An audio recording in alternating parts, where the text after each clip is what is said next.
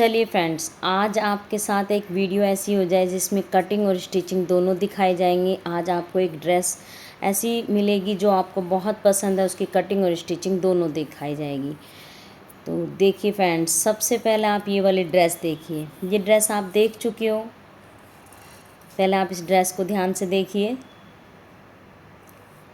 ये वाली ड्रेस देख के आपको कुछ याद आया कि ये ड्रेस मैंने पहनी थी और कब पहनी थी, ये भी मैं आपको बताती हूँ, आपको भी आइडिया होगा। मेरी एनिवर्सरी थी 19 मई की। ये ड्रेस मैंने, मेरी शादी की सालगिरह थी जो कि मेरे लिए बहुत स्पेशल है।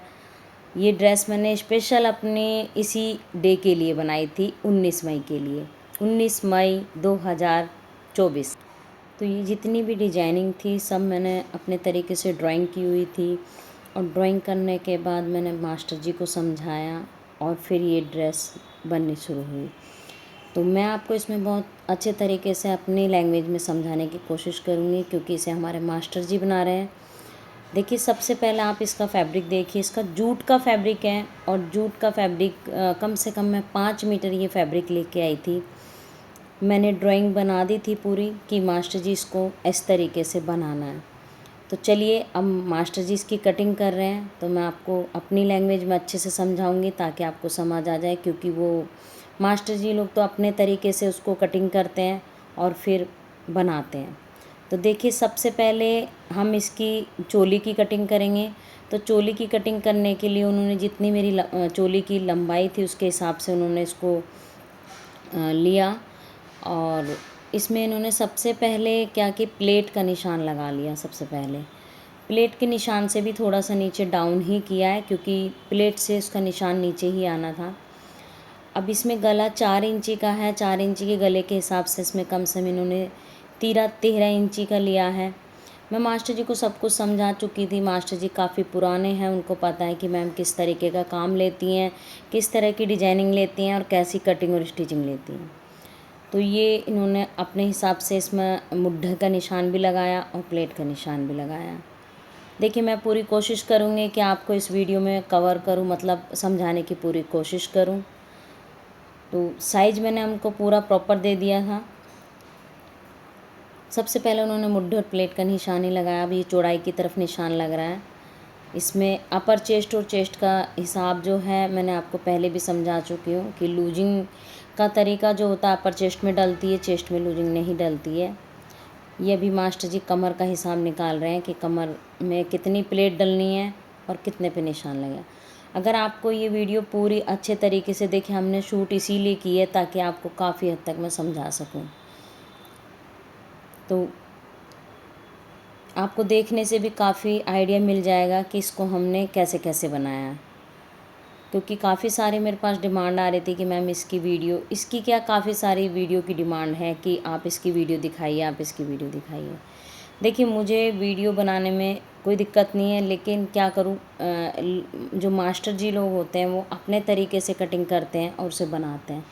मैं उतना अभी कटिंग और स्टिचिंग पे फोकस नहीं कर पाती। अगर मैं कटिंग स्टिचिंग पे फोकस कर पाऊँगी तो मैं अपने क्लाइंट नहीं देख पाऊँगी। मेरे क्लाइंट बहुत है जिनको मैं बहुत गाइड करती हूँ, अपने तरीके से डिज़ाइन निकालती हूँ और फिर अपने तरीके से। बाकी मैं स्टिचिंग और कटिंग का पूरा मुझे नॉलेज है, पर मैं उनको पूरा देखती रहती हूँ कि किस तरीके से कैसे कैसे बनाएं। तो ये देखिए आप, इसमें सबसे पहले जो फ्रंट का तीरा होता है, फ्रंट के तीरे को उन्होंने मतलब ध्यान में रखते हुए ये कटिंग की है। तीरा 13.5 ही लिया है, और ये अंदर से इन्होंने सामने का जो फ्रंट का तीरा है उसका ध्यान में रखते हुए इसकी कटिंग की है। और ये इन्होंने यहाँ से प्लेट के हिसाब से इसका निशान लगा दिया। वैसे ये निशान 2.5 इंची और 3 इंची का हिसाब निकाल के नीचे से और जब कटिंग की जाती है। बाकी कोई बात नहीं, प्लेट का हिसाब निकालने के बाद इन्होंने प्लेट से इसकी 2.5-3 इंची नीचे गिरा के इसकी कटिंग की है। तो ये इन्होंने एक बेल्ट निकाली है इसके अंदर से, ये फ्रंट की कटिंग है और ये लाइनिंग पे कटिंग है। लाइनिंग तो आपको इतनी जनरल नॉलेज है ही कि ना, लाइनिंग को हम किस तरीके से फोल्ड करके कटिंग करते हैं। ये इन्होंने फ्रंट की कटिंग कर ली। अब बैक में चलते हैं। बैक पूरा लिया जाएगा, मतलब अगर लंबाई हमारी चोली की 14 इंचेस है तो ये 15 इंचेस लिया जाएगा। आधा इंची हमारा ऊपर चला जाएगा और आधा इंची हमारा नीचे चला है। देखिए आप देख रहे होंगे खुद कि पहले उन्होंने 15.5 निशान लगाया और फिर 15 पे निशान लगाया। 1 इंची ही प्लस लेते हैं, 1.5 इंची प्लस नहीं लेंगे, क्योंकि पीछे की तरफ सिर्फ एक ही प्लेट होती है, हमारी 2 या 3 प्लेट नहीं होती। तो ये हमने बैक में अब एक्स्ट्रा निशान लगा के इसकी कटिंग करेंगे। तो ये उन्होंने बैक का हिसाब निकाला और इसकी कटिंग कर दी। लंबाई पूरी पूरी ली जाएगी इसमें, क्योंकि हमारी फ्रंट में बेल्ट निकलेगी, बैक में कुछ नहीं निकलेगा। तो ये प्रॉपर कटिंग कर दी। अब ये हो गई हमारी चोली की कटिंग लाइनिंग पे। मेन कपड़ा भी हम आपको कटिंग करके दिखाएंगे। ये है इसका मेन कपड़ा। 5 मीटर में ये फैब्रिक लेके आई थी, 5 मीटर इस हिसाब से लेके आई थी कि चोली निकालने के बाद और स्लीव्स निकालने के बाद इसमें से अम्ब्रेला निकल जाएगा।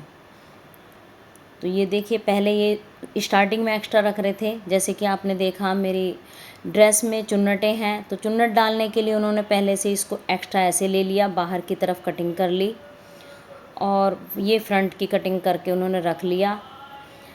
फ्रंट में इन्होंने तीरा और साइड से एक्स्ट्रा ले लिया ताकि चुन्नट डाल सकें। अब ये बैक फिक्स ली जाएगी, बैक को फिक्स लेके ही कटिंग की जाएगी, क्योंकि बैक में कोई चुन्नट नहीं है, सिर्फ प्लेट का निशान है। प्लेट के लिए उन्होंने मार्जिन ले लिया है। तो ये हमारा फ्रंट का देखिए आइडिया भी दे रहे हैं वो, किस तरीके से हम चुन्नट सेट करेंगे। चुन्नट सेट करके फिर हम बनाएंगे। अब हम इसकी स्लीव्स की कटिंग कर रहे हैं। ये इसमें कि स्लीव्स में लाइनिंग लगनी नहीं है, मेन कपड़े से ही कटिंग होनी है। तो स्लीव्स में भी मैंने बॉक्स प्लेट डलवाई थी, तो बॉक्स प्लेट का उन्होंने एक्स्ट्रा रख लिया। जितना हमें बॉक्स प्लेट भरनी है उसके लिए उन्होंने एक्स्ट्रा लगा के फिर प्लेट प्रेस मार के उसको एक तरफ रख दिया और 3 इंची पे नीचे गिरा के उन्होंने पूरी कटिंग कर दी। पूरी कटिंग इसीलिए की गई है क्योंकि मैंने स्लीव्स पहले बड़ी मांगी थी, आपने देखा उसके अंदर एल्बो बाजू है, तो वो हम बाद में आपको आगे दिखाएंगे वो हमने कैसे छोटा किया।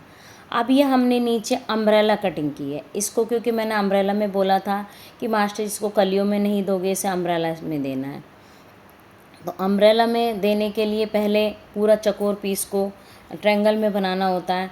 तो ये इन्होंने मेरी कमर के हिसाब से इसकी कटिंग की है। कमर का हिसाब पहले निकाल लिया था, कमर में 36 इंची मेरी लूजिंग डाल के थी, तो 36 के हिसाब से इसका निशान लगाया। चोली का पार्ट घटा के इन्होंने लंबाई का निशान लगाया और इसको इक्वल लगाएंगे जैसे कि अम्ब्रेला में लगाते हैं। ऊपर निशान कमर का लगाने के बाद फिर नीचे घेरी का निशान लगाते हैं। ये देखिए ये पूरा हो गया।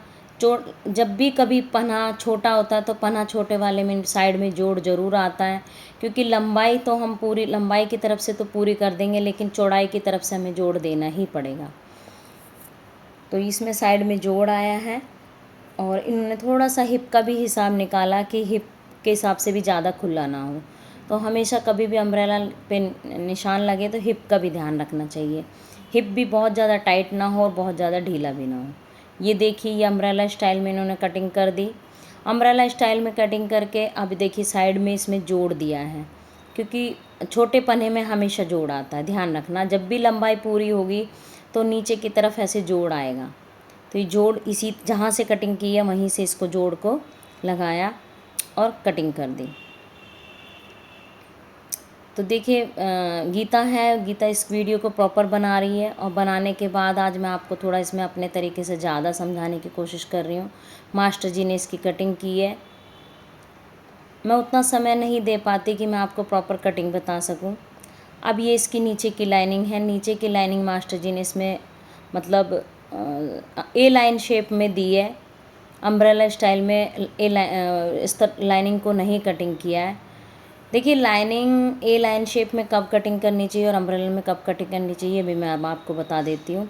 जब कपड़ा ऊपर का थोड़ा सा मोटा हो तो हमारी ए लाइन शेप में भी कटिंग हो जाती, कोई दिक्कत नहीं आती। लेकिन यदि हमारा जो मेन फैब्रिक है वो अगर ट्रांसपेरेंट है तो उसमें हमेशा अम्ब्रेला स्टाइल में ही कटिंग करके लगाना चाहिए, ताकि उसका एक अम्ब्रेला के साथ में अम्ब्रेला ही कटिंग होती और ज़्यादा घेर अच्छा नज़र आएगा। तो मोटे कपड़े में ए लाइन शेप में कटिंग करने में कोई दिक्कत नहीं है, या तो इस तरीके से कटिंग कर लीजिए या फिर 6 कली का जैसे पेटीकोट काटते हैं 6 कली, मतलब इसमें साइड में और कलियां लगा के इसकी कटिंग कर सकते हैं। इससे हमारा कपड़ा ज़्यादा बच जाता है। अब देखिए, अब चल गए हम अपनी स्टिचिंग की तरफ। अब आप स्टिचिंग देखिए। मास्टर जी सबसे पहले इसमें प्लेट डाल दी उन्होंने। प्लेट डालने के बाद वीडियो थोड़ी लंबी हो जाती, इसीलिए उन्होंने इसमें स्पीड बढ़ा दी। स्पीड बढ़ाई है हमने ताकि आपको देखने को भी मिल जाए और वीडियो भी बहुत लंबी ना हो। तो ये इन्होंने चुन्नटें डाल दी अंदाजे से, जितना इन्होंने एक्स्ट्रा मार्जिन लिया था उसी के हिसाब से इनमें चुन्नट डाली है। नीचे की तरफ अभी इन्होंने चुन्नट डाली है, अभी ऊपर की तरफ नहीं डाली है। जितनी हमारी मार्जिन एक्स्ट्रा लिया था वही सारी चुन्नटें कवर होंगी। देखिए, इसको ये चेक करने की कोशिश कर रहे हैं कि ये इसके साथ पूरा आ गया है या नहीं आ गया है। ये चुन्नट भर गई, इसके बाद इन्होंने इसके साथ सिलाई लगा के इसको जोड़ दिया। चुन्नट तो आपको समझ आई गई होगी, जैसे कि साइड में देखिए, आपको पिक्चर में दोबारा से दिखा देती हूँ। ये वाली ड्रेस है और उसमें गैदर्स हैं नीचे की तरफ भी और ऊपर की तरफ भी। तो ये हमारी लग गई सिलाई। और अब इसमें ऊपर तीरे पे भी चुन्नट डालेंगी, क्योंकि तीरे पे भी चुन्नटें थी। चुन्नट तीरे पे और इसको एक्स्ट्रा कटिंग किया था, तो अब मास्टर जी यहाँ पे भी इसमें चुन्नट भर देंगे। देखिए, उनके अपने तरीके होते हैं, थोड़ा शॉर्ट तरीके से करते हैं, तो वो ऐसे भी हम आराम से बना सकते हैं, आपको आसानी से समझ आ जाएगा। यहाँ पे हमने ये गैदर्स डाल दी। तीरे के हिसाब से हमने जहाँ तक तीरा सेट होगा वहाँ से पहले जितनी भी एक्स्ट्रा चुन्नटें थी वो सारी भर दी, और उन्हें थोड़ा सा ज़्यादा लगा तो उन्होंने उसको कम किया है। यहाँ से एक तरफ चुन्नट भर गई, अब उधर की तरफ तीरे में भी चुन्नट भरी जाएगी।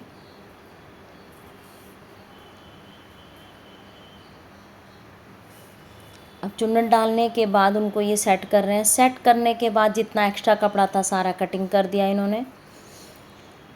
अब कटिंग करने के बाद अब गले बन रहे हैं इसके फ्रंट के। फ्रंट में मैंने वी नेक बोला था कि मास्टर जी मुझे वी नेक चाहिए, और थोड़ा सा डीप मांगा था, बट मैंने डीप कराया, लेकिन मुझे नहीं इतना अच्छा लगा तो मैंने उसमें थोड़ा सा कपड़ा भी लगवाया था। आप मेरी ध्यान से देखना ड्रेस, उसमें मैंने आगे की तरफ छोटे से पैच लगवा लिए थे। तो ये गला मैंने थोड़ा सा एक्साइटमेंट में थोड़ा सा डीप करवा लिया था, बट मुझे डीप अच्छा नहीं लगा, मेरे हस्बैंड को इतना पसंद नहीं है। तो ये गला बनाने की ट्रिक है। चौड़ाई और लंबाई जैसे कि पहले काफ़ी वीडियो में बना चुके हैं।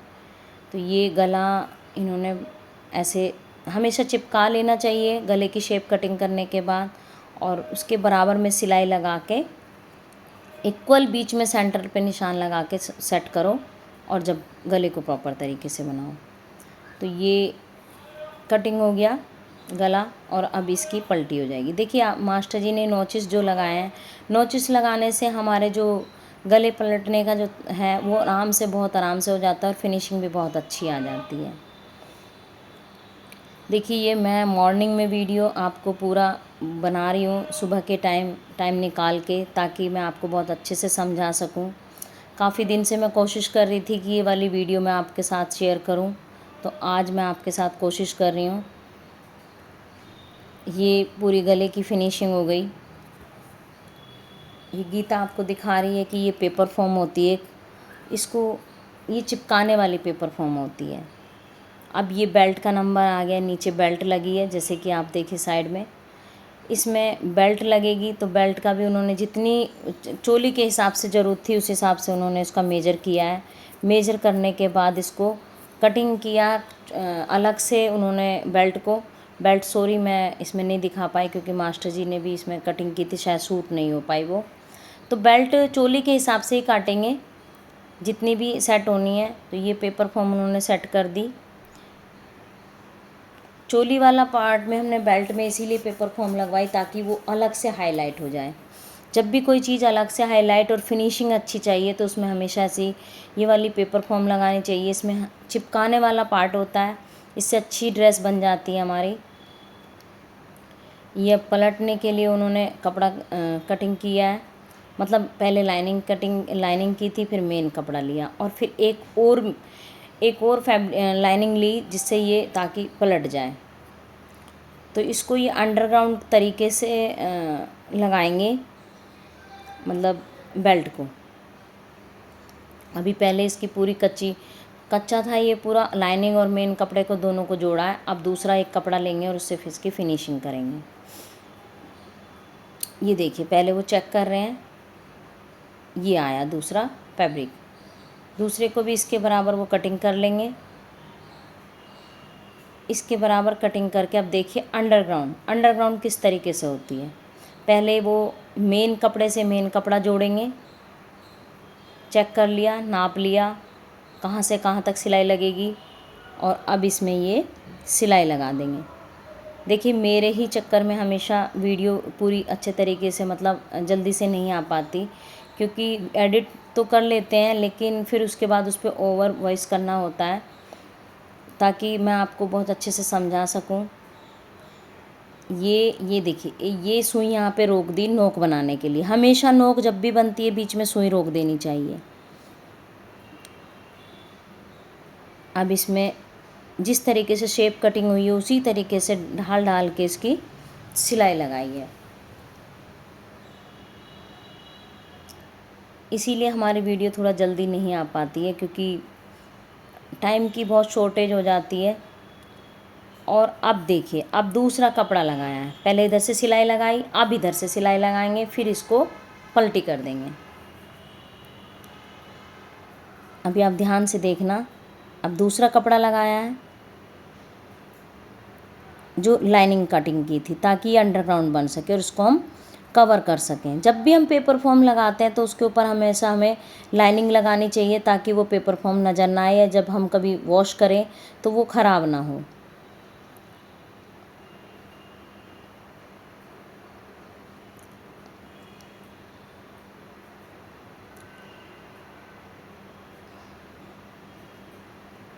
ये इसकी सिलाई लगा दी और ये देखिए ये हो गया या अंडरग्राउंड, मतलब नीचे भी लाइनिंग आ गई और ऊपर भी। ये देखिए ये पेपर फॉर्म भी ढक गई, लेकिन इसमें बस हमें डबल कपड़ा लगाना होता है। तो ये दोनों तरह से डबल कपड़ा लग गया। मास्टर जी तुमने देखा थोड़ी सी उन्होंने बेल्ट में गोलाई भी बनाई थी, ये उन्होंने प्रेस लगाई। ये मास्टर जी हमारे पास काफ़ी पुराने हैं, इनको पता है कि मैम किस तरीके से काम लेती है, कैसा पसंद करती है, तो वो इसी तरीके से कोशिश करते हैं। बाकी ऐसा नहीं, मैं बीच बीच में आके गाइड भी करती रहती हूँ। ये बैक है, बैक का गला बना दिया, जैसे कि फ्रंट का बनाया ऐसे ही बैक का गला बना। ये देखिए तीरे से तीरा जुड़ गया, और ये हमारी पूरी को चोली की जो लंबाई है बेल्ट के साथ में पूरी हो गई। ये इन्होंने तीरे से तीरा जोड़ दिया। देखा आपने तीरा कैसे जोड़ा। इसको भी अंडरग्राउंड करने के लिए एक गले को बाहर निकाला जाता है पेपर फॉर्म को, और एक को सिला जाता है और फिर पलटी किया जाता है ताकि वो अंदर अंडरग्राउंड की तरह फिनिशिंग हो जाए, जैसे कि आप तीरे में ध्यान से देख रहे होंगे। ये हमारी जितनी चोली की लंबाई है उसके हिसाब से अभी से थोड़ा सा ये सेट कर रहे हैं और फिर इसकी कटिंग करेंगे। एक्चुअली इन्होंने प्रॉपर कटिंग पूरा नहीं अच्छे तरीके से बेल्ट कटिंग की थी तब, पर हमने एक्स्ट्रा कटिंग कर ली, कोई दिक्कत नहीं है। उसके बाद इन्होंने इसको यहाँ से जितनी चाहिए उतनी चोली लेके थोड़ी थोड़ी इन्होंने कटिंग कर दी। ये इन्होंने पूरी फिटिंग के हिसाब से सिलाई लगा दी। थोड़ी स्पीड बढ़ाई हुई है ताकि वीडियो जल्दी से कवर हो सके, काफ़ी लंबी वीडियो हो जाती।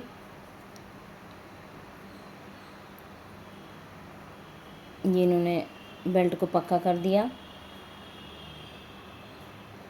कटिंग करने के बाद। ये हो गई अब हमारी चोली तैयार। अब ये इसका घेरी तैयार कर रहे हैं। घेरी साइडों से सिल ली थी, सिलने के बाद इसको अब लाइनिंग के साथ जोड़ा जा रहा है। घेर हमारा इसमें मतलब हाफ घेर निकला है, फुल घेर नहीं निकाला हमने। फुल घेर निकालने के लिए उसमें बहुत ज़्यादा मतलब कम से कम हमें 4 मीटर तो हमारे घेर में ही चला जाता है।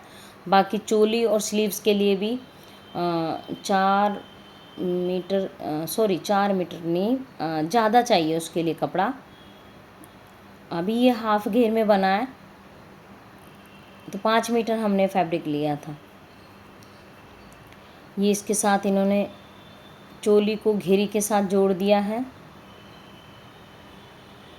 जब बड़े पन्ने का होता है तब 4 मीटर कपड़ा बहुत रहता है। ये छोटा पन्ने का था इसलिए 4 मीटर कपड़ा हमारा हाफ घेर में ही लग पाया।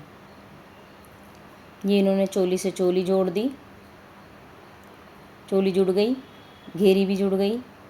अब साइड से ये फिटिंग बना देंगे, इसकी सिलाई लगाएंगे। लाइनिंग को अलग रखना चाहिए, जो हमारा घेर होता है। देखिए जैसे कि मास्टर जी ने किया है, लाइनिंग अलग कर दी, मेन कपड़ा अलग कर दिया। जब भी हम कभी इस तरह की गाउन बनाते हैं तो हमेशा लाइनिंग अलग करनी चाहिए और मेन कपड़ा अलग करना चाहिए, ताकि उसमें नीचे की तरफ घेर नज़र आए प्रॉपर मेन कपड़े में। तो ये देखिए इन्होंने अलग अलग सिल दिया इसको। कभी भी इस तरह की फ़्रॉक बने तो उसमें हमेशा अलग अलग करना चाहिए, मेन कपड़ा और लाइनिंग वाला कपड़ा। चोली तक रखे इक्वल, और चोली के बाद घेर जो होता है उसको अलग अलग कर देना चाहिए। अब स्लीव की स्टिचिंग बताते हैं। स्लीव्स इसके अंदर बॉक्स प्लेट वाली है, तो इसलिए बॉक्स प्लेट के हिसाब से इन्होंने पहले यहाँ पे ज़रा सी सिलाई लगा ली। देखिए पहले मैंने क्या किया था, इसमें 3/4 स्लीव लगवाई थी, बट जब मैंने इसको पहन के देखा तो मुझे उतनी अच्छी नहीं लगी। पहले चलिए स्लीव्स के बारे में समझ लेते हैं कि स्लीव्स कैसे बनाई, वो सब मैं बाद में समझाऊंगी। ये हमने बॉक्स प्लेट के लिए जितना हमें कपड़ा एक्स्ट्रा था वो हमने बॉक्स प्लेट में सिलाई लगा दी। सिलाई लगाने के बाद उसे वापस कर दिया और ये हम प्रेस से सेट कर रहे हैं इसको।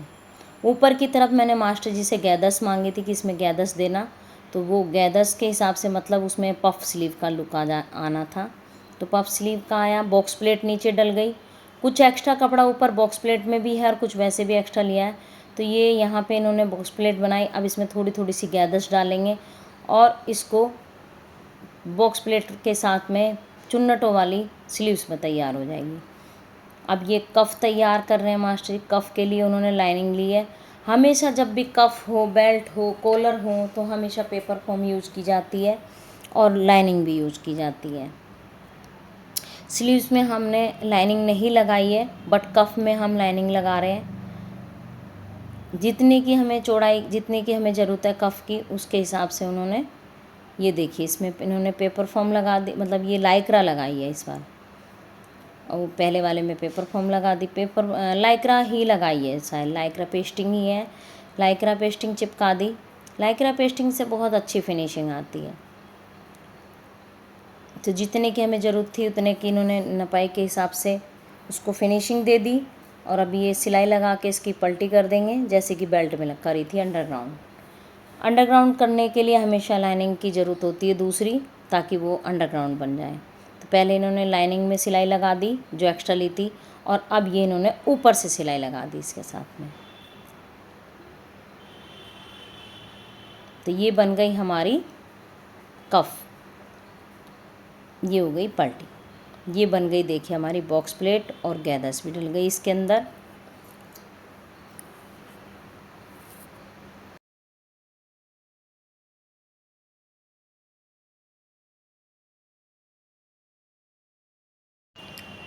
अब ये स्लीव्स लगाने जा रहे हैं।